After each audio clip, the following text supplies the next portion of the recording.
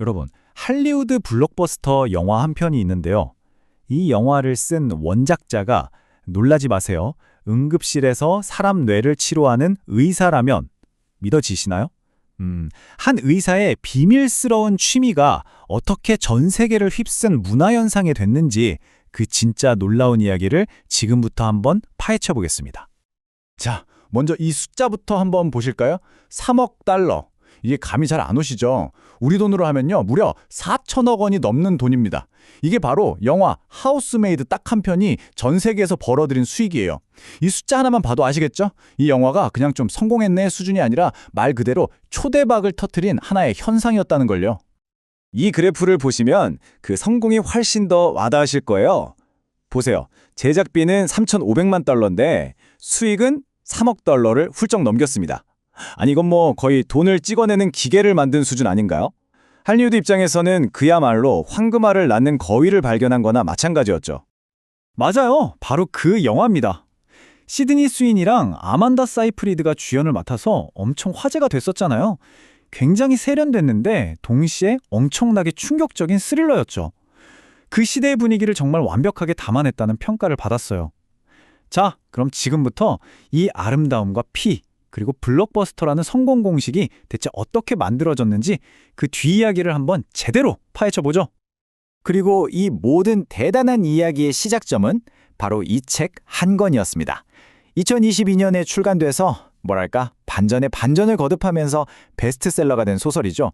프리다 맥파든의 하우스메이드. 이게 바로 원작입니다.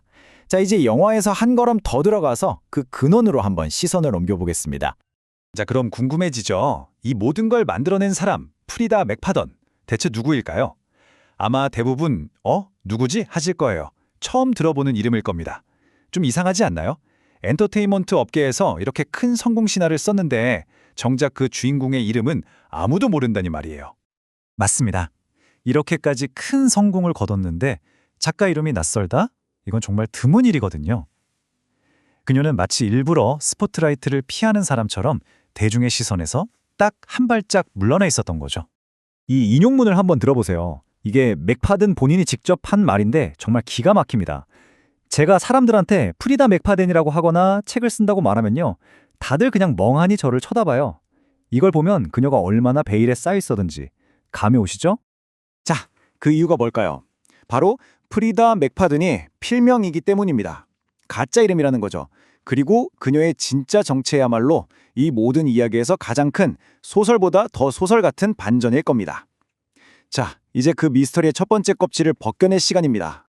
그녀는요, 말 그대로 두 개의 삶을 살고 있었습니다. 작가로서의 모습과 그녀의 진짜 직업 사이에는 정말 어마어마한 차이가 있었거든요. 자, 이제 공개합니다. 프리다 맥파든의 진짜 직업은 바로 뇌 손상 전문입니다. 네, 맞아요. 사람의 뇌를 치료하는 현직 의사라는 거죠.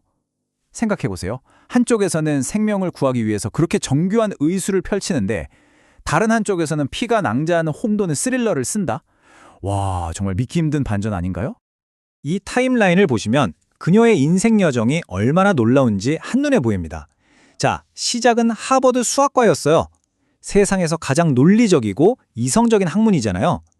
그러다가 의대에 가서 의사가 됐고요. 그리고 그냥 취미로 글을 쓰기 시작한 거예요.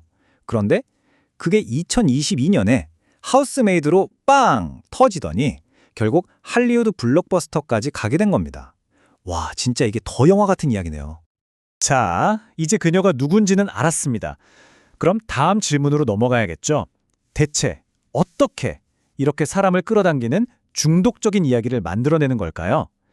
지금부터 이른바 맥파든 메소드를 한번 낱낱이 파헤쳐 보겠습니다. 우선 원작 소설이랑 영화가 어떻게 다른지부터 한번 보죠. 책은요, 굉장히 섬세하게 심리를 묘사하면서 긴장감을 차곡차곡 쌓아 올리는 방식이에요. 그런데 영화는 그냥 시작부터 빵 하고 모든 걸 터트려 버리죠. 미묘한 암시? 그런 거 없어요.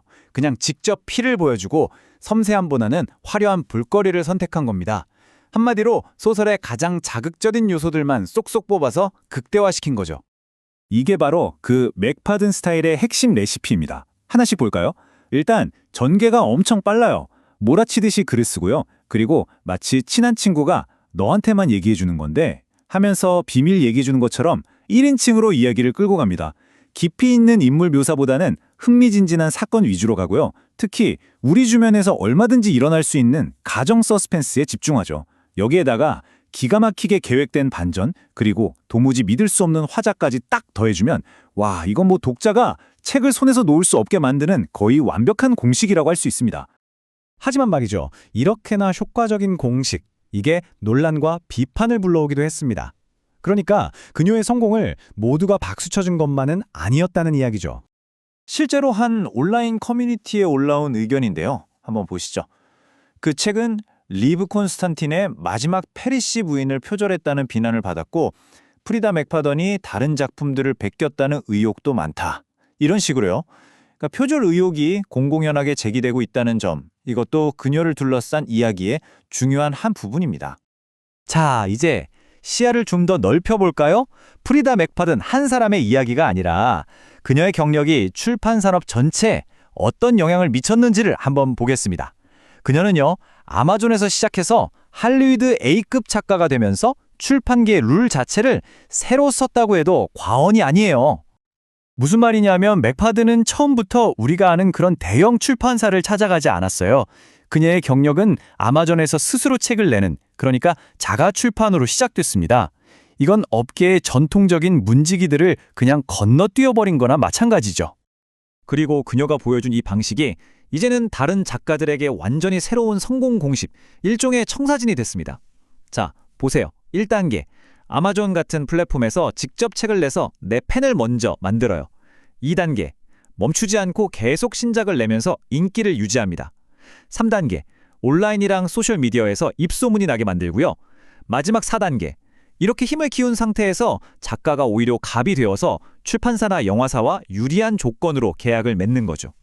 그런데 이 거대한 출판 제국의 시작이 얼마나 소박했는지 맥파든 본인의 말을 들어보면 알 수 있어요.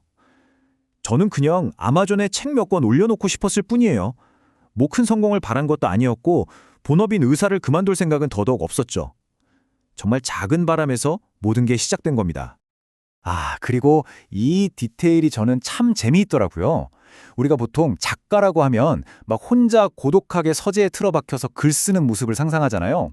그런데 그녀는 가족들 곁에 있고 싶어서 거실 소파에서 글을 쓴대요. 생각해보세요. 전 세계를 뒤흔드는 그 무시무시한 스릴러가 평범한 가정집, 거실 소파에서 태어나는 겁니다.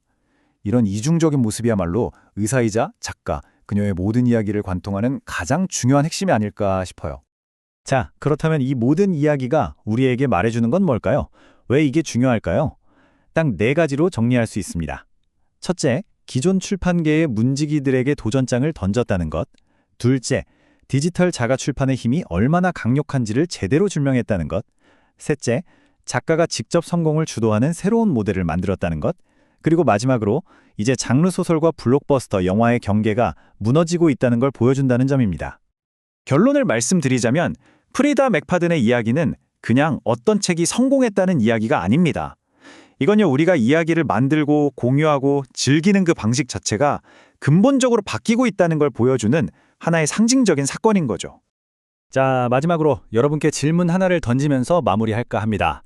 하나의 공식이 이렇게까지 완벽하게 기계처럼 작동할 때 우리는 과연 그걸 예술이라고 불러야 할까요? 아니면 공학이라고 불러야 할까요? 한 번쯤 생각해 볼 만한 질문 아닐까요?